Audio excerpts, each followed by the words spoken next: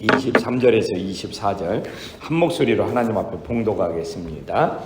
내가 내 목숨을 걸고 하나님을 불러 증언하게 하노니 내가 다시 고린도에 가지 아니한 것은 너희를 아끼려 함이라. 우리가 너희 믿음을 주관하려는 것이 아니요 오직 너희 기쁨을 돕는 자가 되려 함이니 이는 너희가 믿음에 섰음이라. 아멘. 네.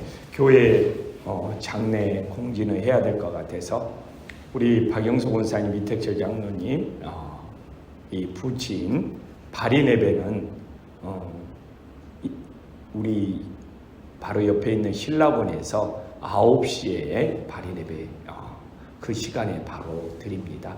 교회에서 모여서 출발하는 거 아니니까 9시까지 이 김포 신라원에 오셔서 함께 발인예배에 참석해 주시면 감사하겠고, 또 우리 조숙자 권사님 모친이 어제 돌아가셨습니다. 그래서 장지가 대전이라서 우리가 인천 승하원 다녀오면은 교회에서 3시에 대전으로 조문 가도록 하겠습니다. 그래서 교회 3시에 출발하니까 늦지 않고 함께 해주시기를 사랑의 마음으로 권면합니다. 우리는 한 주 동안 고린도후서 1장을 보면서 큰 은혜를 받았습니다. 또 어제는 우리가 하나님께 최고로 영광을 돌리는 방법이 무엇이냐, 정말 인간적인 방법이 아니고 성경적인 방법, 하나님의 방법으로 어떻게 하나님께 영광을 돌리냐. 사실 우리가 어제 살펴봤던 이 20절에 우리가 성경적인 방법으로 하나님께 영광을 돌리는 것이 최고의 감사가 되는 것이죠. 그래서 저도 어제 20절에 이게 최고로 하나님께 영광 돌리는 방법인데, 하나님의 약속에 대하여, 하나님의 말씀에 대하여 우리가 오직 하고 아멘으로 순종할 때 그게 최고의 하나님께 영광이 된다는 것을 구체적으로 살펴봤습니다. 그리고 오늘 이제 고린도후서 1장을 마무리하면서 정말 바울이 고린도 전서하고 달라졌어요.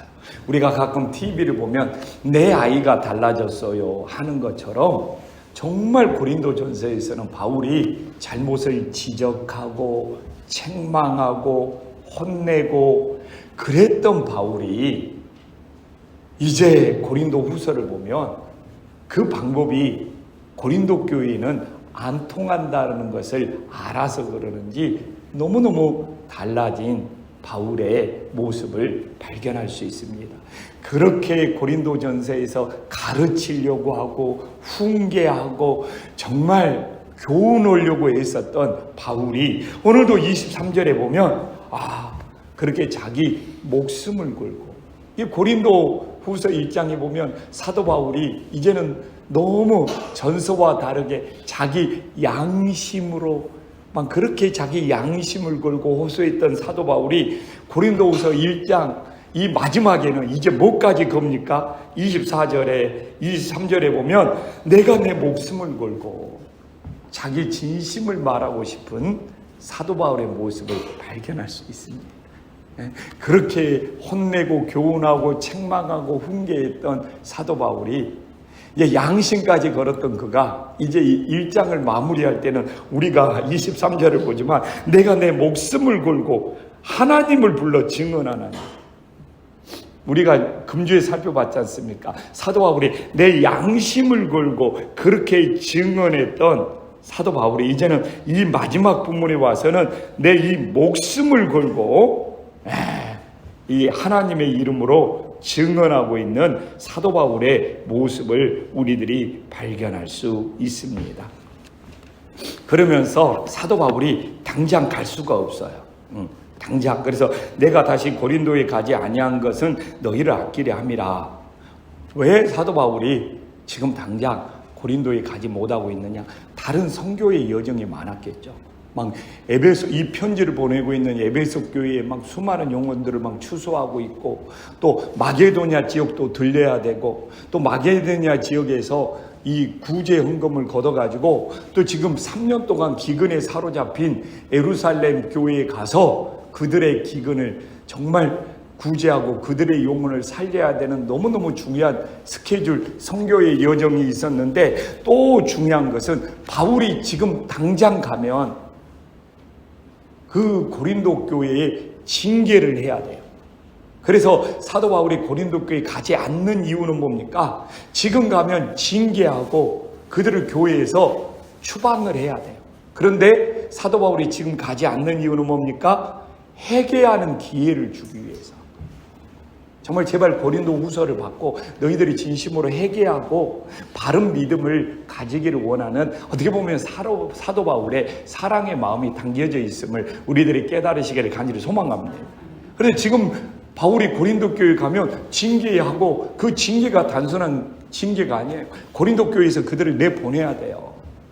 그러나 사도 바울은 정말 지금 가지 않는 이유는 그들에게 정말 회개하고 하나님께 돌아오고 하나님 앞에서 바로 서기를 원하는 사도 바울의 어떤 진심이 담겨져 있고, 정말 목숨을 걸고 사도 바울이 하나님의 이름으로 정말 호소할 만큼 사도 바울의 이 진심을, 사도 바울의 마음을 알아주기를 원하는 거예요.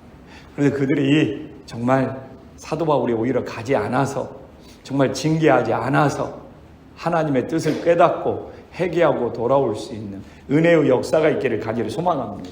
근데 이게 예수님 마음 아닙니까? 저는 오늘 23절에서 예수님의 마음을 배우는 거예요. 우리 예수님도 어떤 예수님이십니까? 지금 당장 왜 예수님이 오시지 않느냐? 당장 왜 예수님이 벌 주지 않느냐? 당장 왜 예수님이 왜 징계하지 않느냐? 사랑의 예수님이시니까 예수님이 오시는 때를 늦춰서 한 영혼이라도 더 회개하고 한 영혼이라도 주님께 돌아와서 구원받기를 원하시는, 오히려 사랑의 마음이 담겨져 있음을 믿으시기를 간절히 소망합니다. 가끔 누가 그럽니다. 하나님이 살아계시면 지금 당장 오셔서, 지금 당장 재림하셔서 하나님이 살아있는 걸 보여달라고. 근데 하나님이 오늘도 늦춰주시는 것이, 하나님께서 오늘도 정말 때를 늦춰서 정말 연기하는 것이, 오늘도 얼마나 많은 영혼들이 회개하고 주님께 돌아와서 구원받는 역사가 일어나겠습니까? 근데 지금 당장 온다면 아직 믿음을 갖지 못한 영혼들, 회개하지 못한 영혼들은 어떻게 되겠느냐 이겁니다. 그래서 정말 우리들이 진심으로 회개하고 하나님 아버지 앞으로 주님께로 돌아올 수 있는 은혜의 역사가 있기를 간절히 소망합니다. 또 하나 문제는, 사도 바울이 지금 당장 가면 정말 사도 바울을 대적하고 그런 사람들에게 너무 큰 근심을 주는 거예요. 그래서 우리가 2장에 보면 거기에 대해서 구체적으로 설명을 합니다. 우리가 2장 7절 한번 봐볼까요? 지금 사도 바울이 당장 가면 어떻게 되느냐? 한번 2장 7절 바로 옆에 있으니까 함께 읽어보겠습니다. 시작. 그런즉 너희는 차라리 그를 용서하고 위로할 거니 그가 너무 많은 근심에 잠길까 두려워하라. 지금 당장 가면은 사도 바울을 대적하고 공격했던 그들이 너무 많은 근심에 잠길까 봐. 그래서 그들이 다 회개하고 돌아오고 정말 주님 안에서 바로 설 수 있는 기회를 주는 우리가 사도 바울의 심정을 우리가 잘 알고, 또한 예수님의 마음도, 예수님이 정말 재림의 시기를 늦추는 것도 사도 바울의 마음과 다르지 않다는 것을 깨달을 수 있기를 간절히 소망합니다. 그래서 이렇게 고린도 후서에서는 사도 바울이 이렇게 양심에 걸고 목숨을 걸고 또 하나님의 정말 이름을 불러가면서까지 증언하면서 정말 그들을 설득하는 사도 바울의 심정을 우리가 잘 깨달을 수 있기를 간절히 소망합니다. 그러면서 24절에 아주 중요한 이야기를 합니다. 우리가 다른 영혼을 변화시키기 위해서 어떻게 해야 되느냐? 24절에 믿음을 주관하지 않고 기쁨을 돕는 자가 되어야 된다는 것이죠. 이게 저에게도 굉장히 중요한 거예요. 제가 어떻게 성도님들의 믿음을 주관합니까? 어떻게 부모가 자녀들의 믿음을 주관합니까? 사도 바울이 고린도 전서에서 범했던 실수가 24절입니다. 이게 사도 바울이 그들을 권면하고 훈계하고 책망하고 이래야 된다 저래야 된다 했던 것이 고린도 교인들이 사실 오해한 거예요. 믿음을 주관하려고 하는 것으로. 당신의 믿음은 이래야 된다. 당신의 믿음은 저래야 된다. 당신의 믿음은 뭐가 잘못됐다. 당신의 믿음은 이렇게 고쳐야 된다 하면서 고린도 교인들이 아무리 바울이 사도라 할지라도 어떻게 내 믿음을 주관하려고 하느냐. 그래서 우리도 다른 사람의 믿음을 강요하거나 다른 사람의 믿음을 조종하거나 다른 사람의 믿음을 이래야 된다고 움직이려고 하는 우를 범하지 않기를 간절히 소망합니다.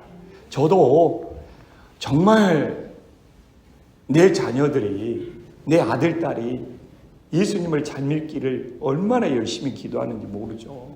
정말 근데 정말 나는 목사잖아요. 혹시나 내가 우리 자녀들의 믿음을 주관하려고 한다는 그런 뉘앙스가 우리 자녀들에게 전달될까 봐 늘 조심스러워요.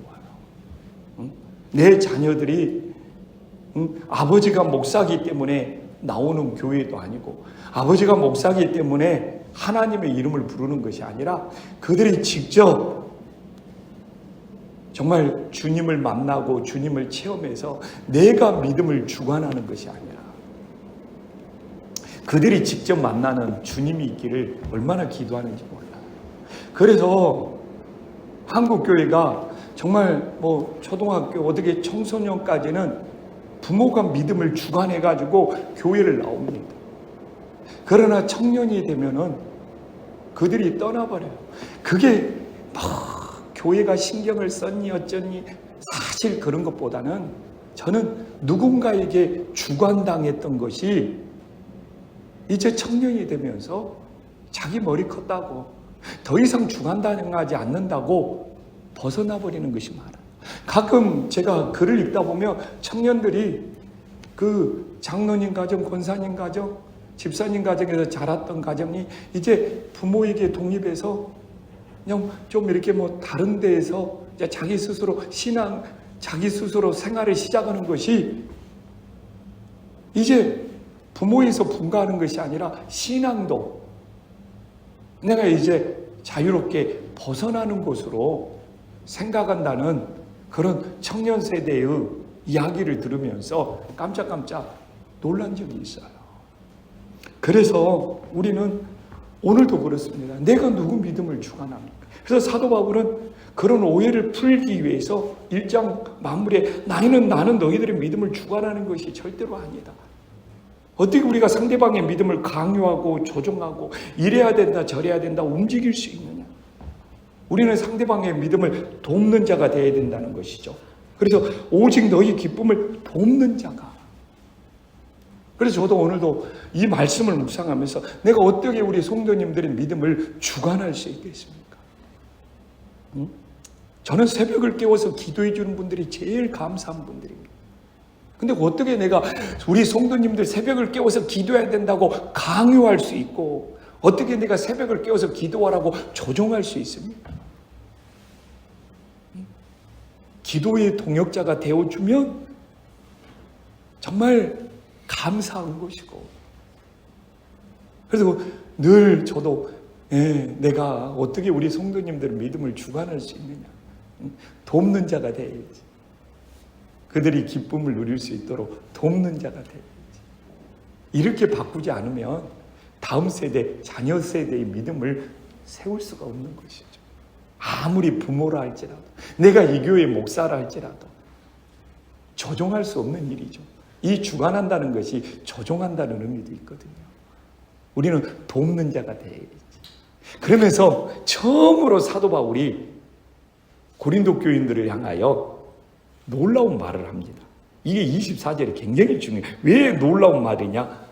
그렇게 혼내고 그렇게 책망하고 그렇게 훈계한 것이 고린도 전서인데 처음으로 24절에 고린도 교인들에게 너희 믿음이 세워졌다고 칭찬을 합니다.